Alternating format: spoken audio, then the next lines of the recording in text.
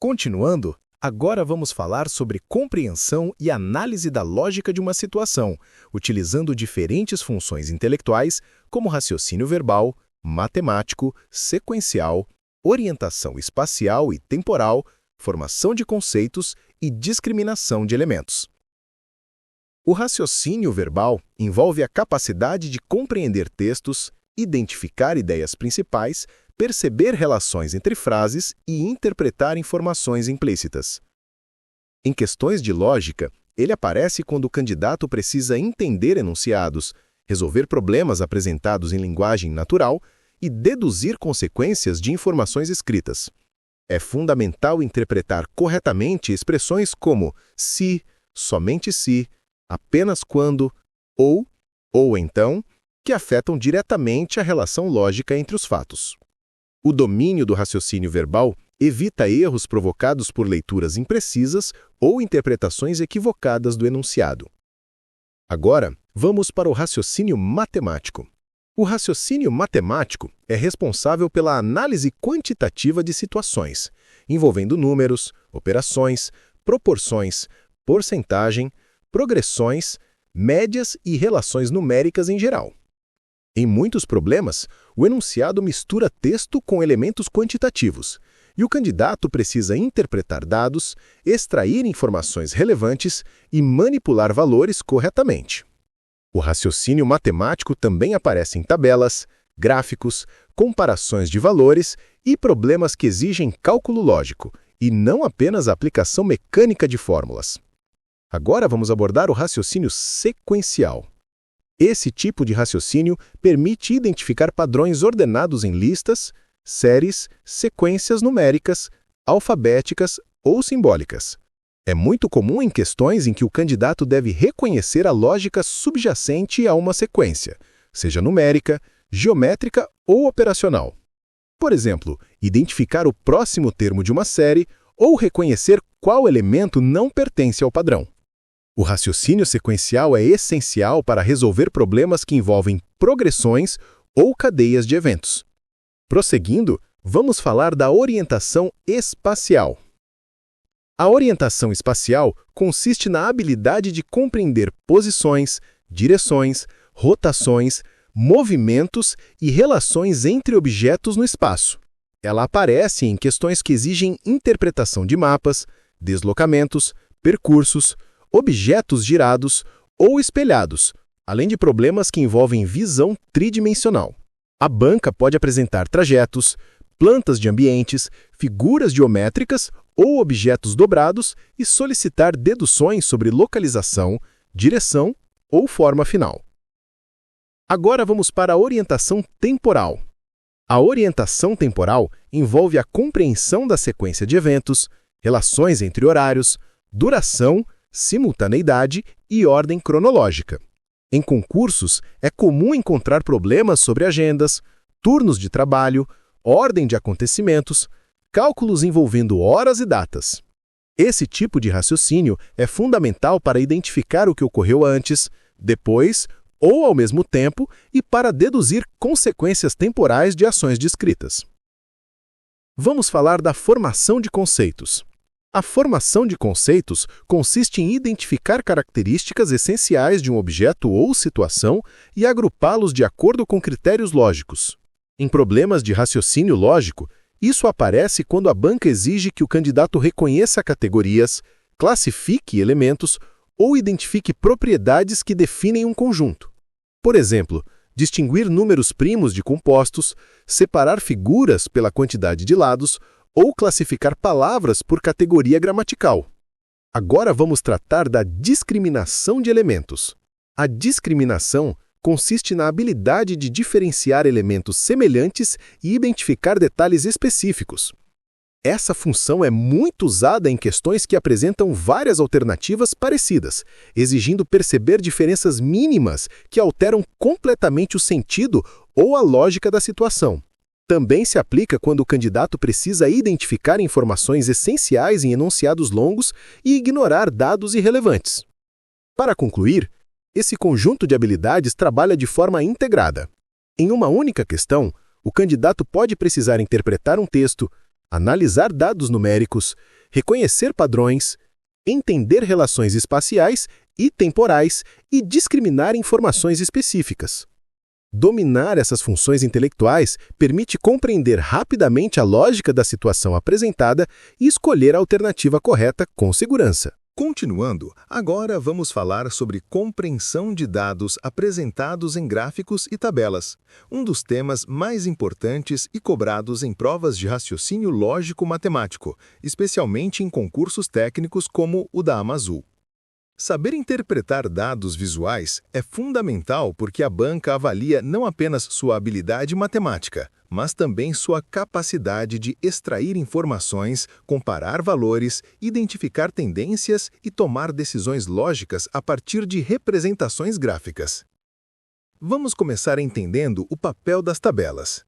As tabelas são formas organizadas de apresentar dados, geralmente em linhas e colunas, permitindo comparação direta entre elementos. Elas podem representar valores numéricos, porcentagens, classificações, quantidades, variações e estatísticas diversas. A interpretação correta exige que o candidato leia os títulos da tabela, observe a unidade de medida utilizada, identifique o que cada coluna representa e compreenda as relações entre os dados apresentados. O erro mais comum em provas é ler apenas os números sem analisar o contexto. Por isso, sempre identifique primeiro qual pergunta está sendo feita e qual parte da tabela responde a essa questão. Ainda dentro das tabelas, muitas delas apresentam totais, subtotais ou médias.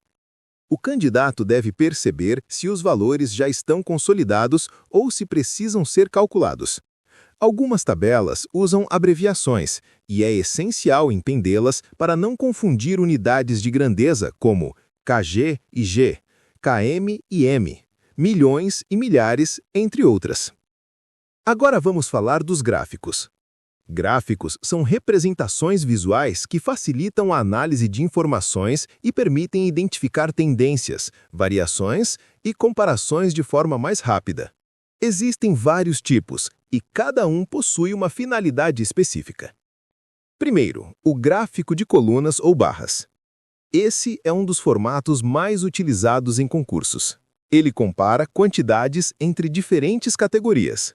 Cada coluna representa um grupo e sua altura representa o valor associado. Para interpretá-lo, observe o eixo vertical, que mostra a escala numérica, e o eixo horizontal, que mostra as categorias. Questões comuns exigem identificar qual categoria é maior, qual apresentou crescimento, qual sofreu queda ou qual é a diferença entre duas barras. Agora vamos para o gráfico de linhas. O gráfico de linhas é utilizado para mostrar evolução ao longo do tempo. Cada ponto representa um momento e a linha conecta esses pontos, revelando tendência de crescimento, queda ou estabilidade. O candidato precisa observar os intervalos de tempo e as unidades de medida, evitando interpretar como proporcional um trecho que não tem escala uniforme. Outro tipo importante é o gráfico de setores, também conhecido como gráfico de pizza. Ele representa proporções de um total. Cada fatia corresponde a uma porcentagem ou fração. Para interpretá-lo adequadamente, lembre-se de que o total sempre equivale a 100% ou a uma unidade completa. A banca frequentemente pede para converter porcentagens em valores absolutos ou vice-versa. Agora vamos falar do gráfico combinado. Esse tipo de gráfico mistura barras e linhas, usando cada um para representar grandezas diferentes. Por exemplo, barras para quantidade de produção e linha para índice de produtividade.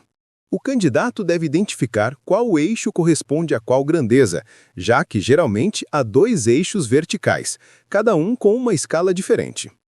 Além desses formatos, também podemos encontrar gráficos de dispersão, histogramas e diagramas.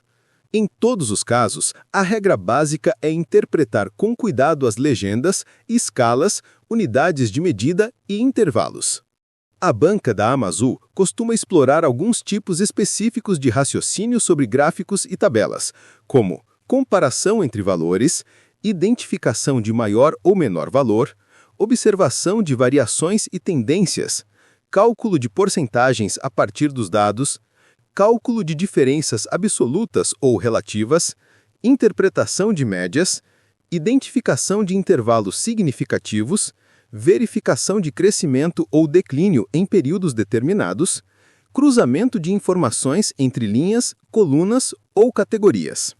Para resolver essas questões com segurança, siga as estratégias essenciais.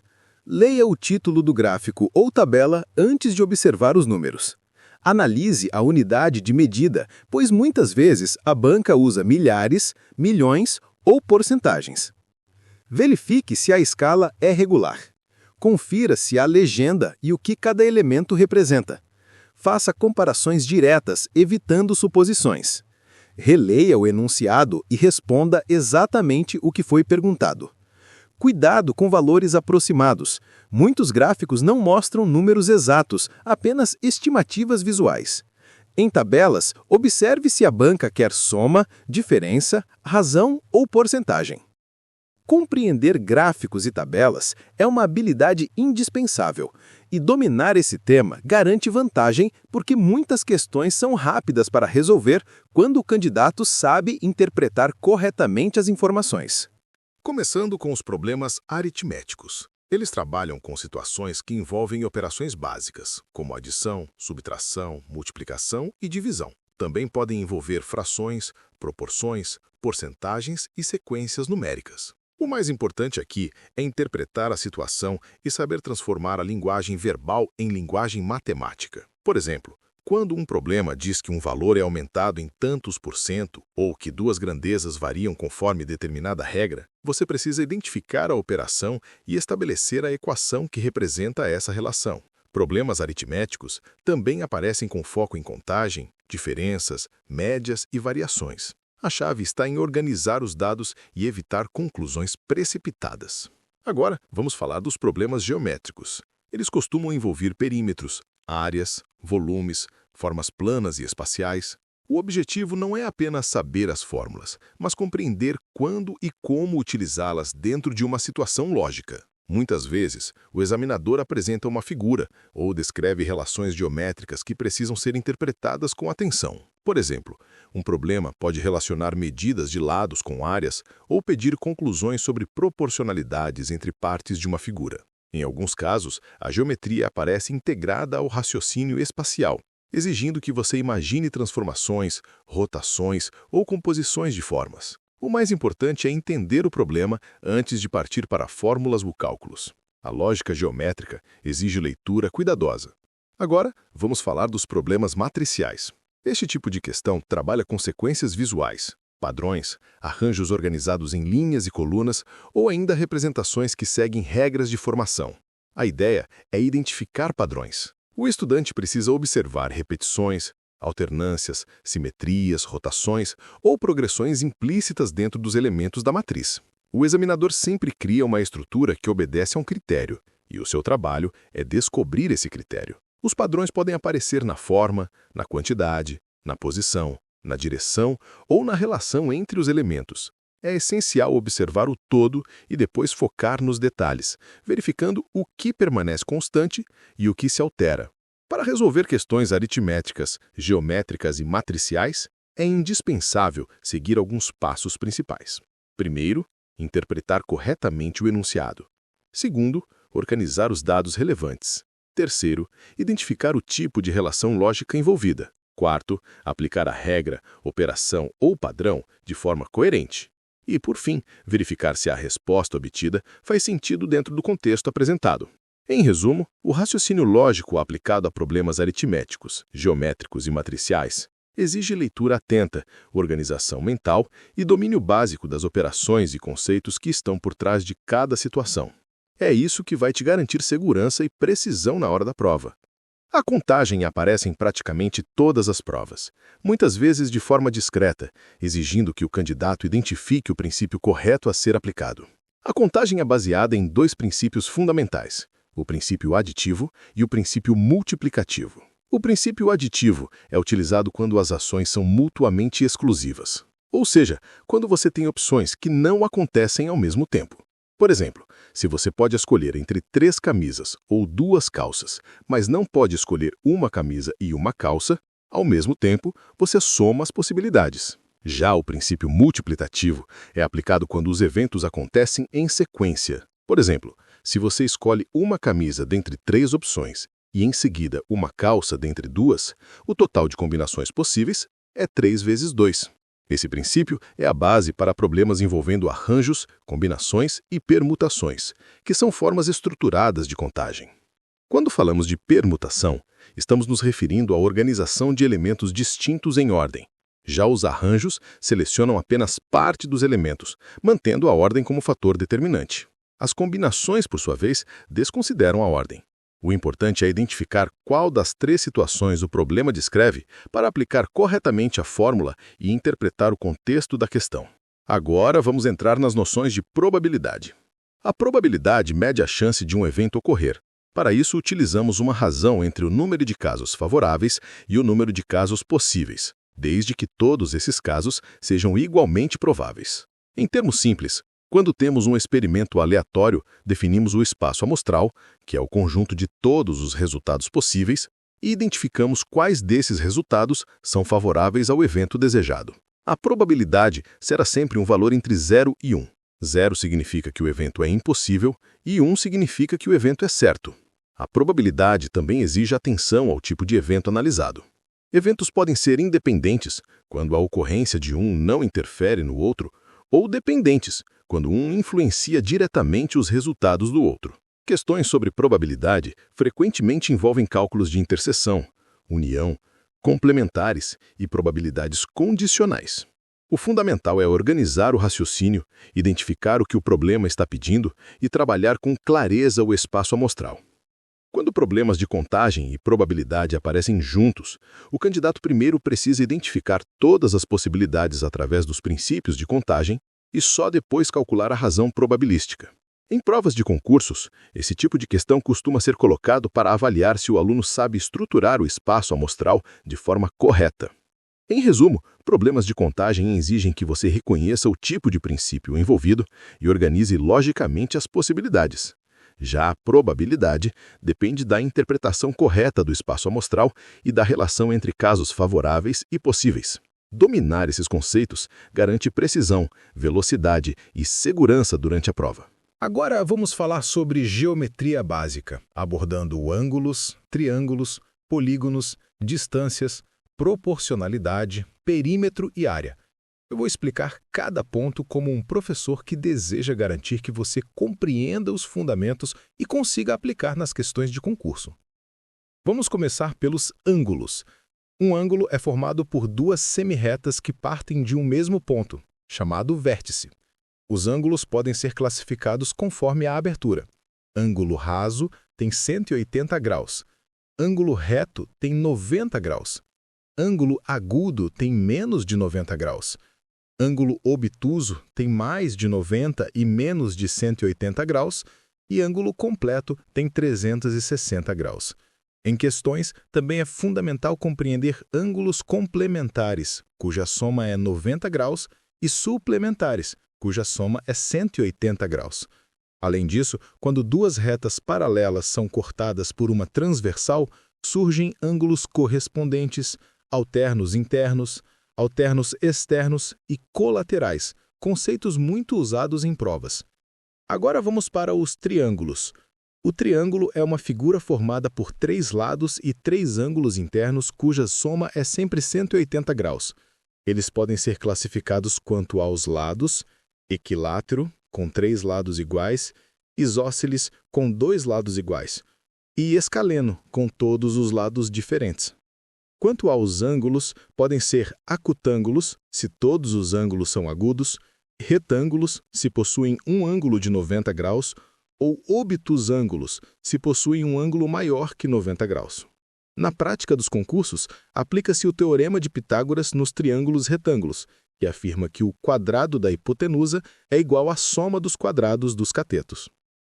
Agora vamos falar sobre polígonos. Um polígono é uma figura plana fechada formada por segmentos de reta. Eles podem ser regulares, quando todos os lados e ângulos são iguais, ou irregulares.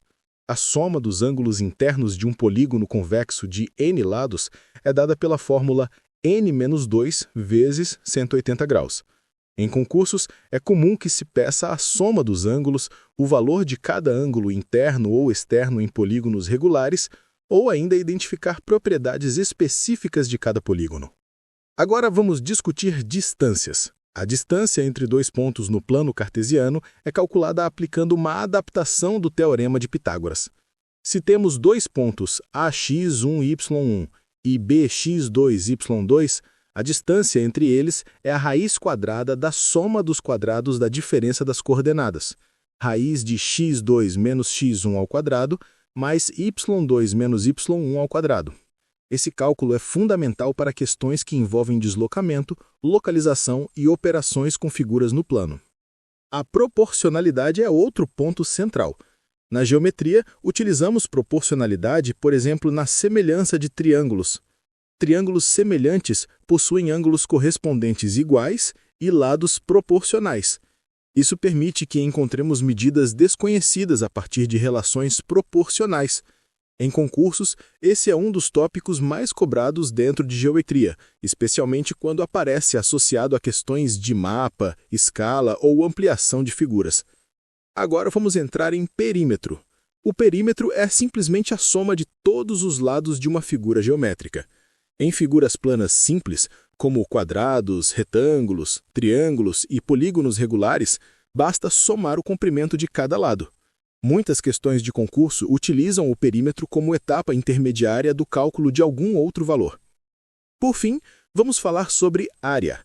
A área é a medida da superfície de uma figura. Cada figura tem uma fórmula específica. A área do quadrado é lado ao quadrado, a do retângulo é base vezes altura, a do triângulo é base vezes altura dividido por 2, a do trapézio é a soma das bases vezes a altura dividido por 2, a do círculo é π vezes o raio ao quadrado.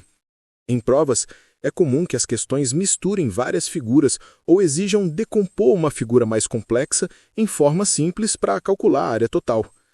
Em resumo, a geometria básica exige compreensão conceitual e aplicação direta de fórmulas. Ao dominar ângulos, triângulos, polígonos, distâncias, proporcionalidade, perímetro e área, você ganha segurança e rapidez na resolução de questões. Agora vamos falar sobre o plano cartesiano, abordando o sistema de coordenadas e o cálculo de distância entre pontos. Este é um conteúdo muito importante nas provas, especialmente em questões que envolvem gráficos, localização, geometria analítica básica e interpretação matemática. Vamos começar entendendo o que é o plano cartesiano. O plano cartesiano é um sistema de representação gráfica criado por René Descartes, utilizado para localizar pontos no espaço bidimensional. Ele é formado por duas retas numéricas perpendiculares que se cruzam em um ponto chamado origem.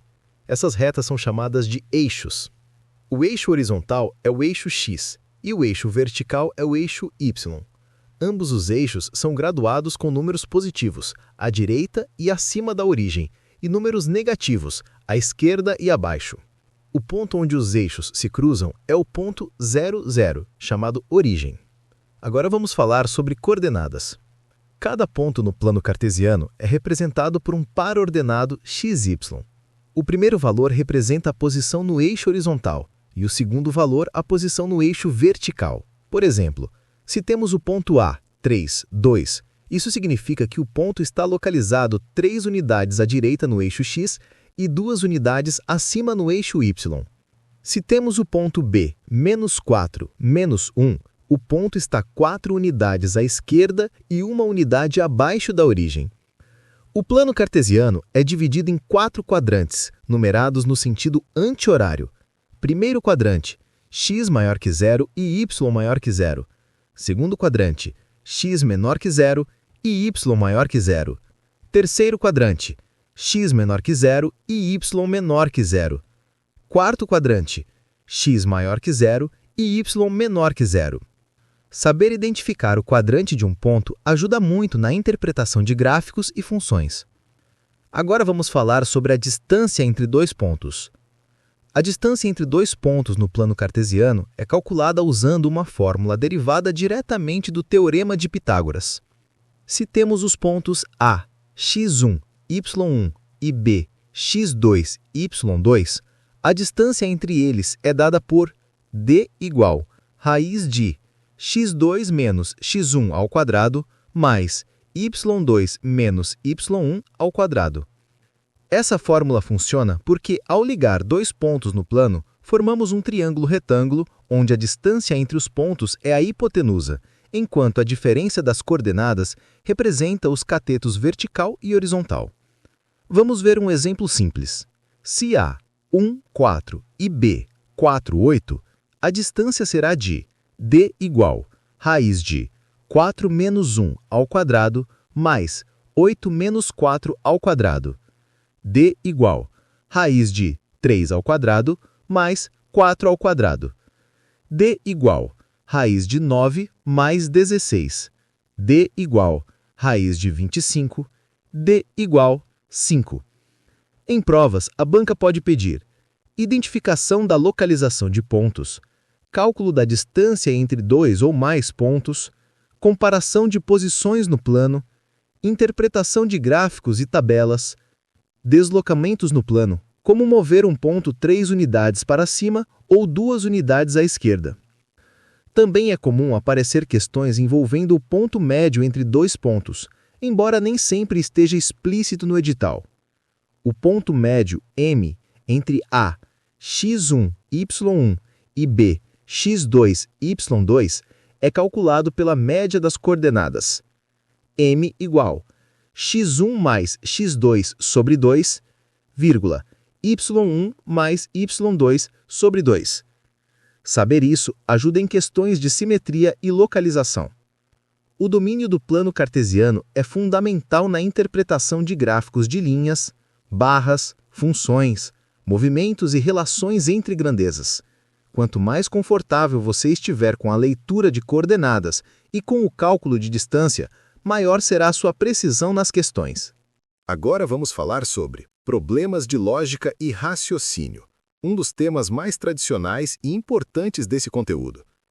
Esse tipo de questão aparece em praticamente todos os concursos e exige atenção, leitura cuidadosa e capacidade de deduzir informações implícitas. Quando falamos em problemas de lógica e raciocínio, estamos falando de situações em que a banca apresenta um conjunto de informações, condições, regras ou relações, e o candidato precisa analisar esses dados para chegar a conclusões válidas. Não se trata apenas de matemática, mas de interpretação, coerência e método. Vamos começar entendendo o que caracteriza esses problemas. Em geral, eles trazem um enunciado com informações organizadas de forma descritiva, condições explícitas e implícitas que o candidato deve respeitar, relações entre elementos como pessoas, objetos, tempos ou posições, e uma pergunta final que exige raciocínio dedutivo. O ponto central é que todas as conclusões precisam ser derivadas exclusivamente das informações fornecidas. Nada pode ser inventado, tudo deve ser deduzido. Entre os principais tipos de problemas, temos problemas de sequências. São aqueles em que precisamos identificar padrões lógicos entre números, letras ou figuras. Podem exigir análise de progressões, alternância, simetria e repetição. Problemas de relações, muito comuns em concursos. A banca descreve relações familiares, profissionais, espaciais ou cronológicas e o candidato precisa montar a estrutura correta com base nas informações dadas. Exemplo típico. A é mais velho que B, que é mais velho que C, D é mais jovem que C. O candidato precisa ordenar todos os elementos respeitando as relações. Problemas com tabelas ou cruzamentos. Aqui o candidato deve construir uma tabela lógica para organizar informações. São comuns problemas como 3 pessoas compraram 3 produtos diferentes em 3 lojas distintas. A ideia é cruzar informações até eliminar combinações impossíveis e encontrar a única estrutura coerente. Problemas com regras condicionais. São enunciados que envolvem situações do tipo: se X acontece, então Y é verdadeiro. podem envolver contrapartes lógicas, como negação, contrapositiva e condições simultâneas. Problemas de lógica textual. A banca apresenta uma situação cotidiana e faz perguntas que exigem raciocínio sequencial, dedução ou inferência. Agora vamos falar sobre a forma de resolver esses problemas. As etapas mais importantes são: ler o enunciado com calma, identificando as informações principais. Destacar as relações diretas que já são claras. Determinar quais dados dependem de dedução. Verificar contradições ou impossibilidades para eliminar alternativas. Organizar as informações em tabelas, listas, esquemas ou diagramas. Checar se a solução encontrada respeita todas as condições. Outro ponto importante: problemas de lógica nunca exigem adivinhação. Eles sempre fornecem informação suficiente para chegar ao resultado correto, mesmo que de forma indireta. Além disso, muitas questões exploram erros comuns, como assumir algo que não está dito, ignorar uma condição ou interpretar incorretamente uma relação. Em provas da Amazul, é comum aparecerem problemas que envolvem organização de equipes ou escalas, ordens de chegada ou posicionamento, atribuição de características a pessoas, máquinas ou processos, sequências numéricas e padrões, condições lógicas aplicadas a situações técnicas. Dominar problemas de lógica e raciocínio significa trabalhar com clareza, método e disciplina mental. Quanto mais você pratica, mais rápido e preciso se torna na hora da prova. Agora vamos encerrar mais uma aula aqui no canal Astra Educa Concursos. Antes de finalizar, quero reforçar a importância de manter o ritmo de estudos e revisar constantemente todos esses conteúdos de raciocínio lógico e língua portuguesa que vimos ao longo das nossas aulas. Cada tema que estudamos hoje é extremamente relevante para o concurso da Amazul e pode ser decisivo para garantir sua aprovação. Lembre-se sempre de que concurso público é consistência, foco e prática. Quanto mais você treinar, mais natural ficará interpretar textos, resolver problemas lógicos e dominar as estruturas que a banca exige. Esse processo faz parte da jornada de quem realmente quer ser aprovado. Aproveite também para explorar os outros vídeos do canal, com aulas completas, revisões, simulados e análises específicas para o concurso da Amazul e muitos outros.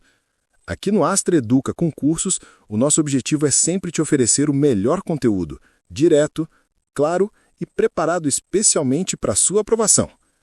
Desejo que você continue firme, sem desistir e sem perder o foco. Nos vemos na próxima aula. Bons estudos e até a próxima!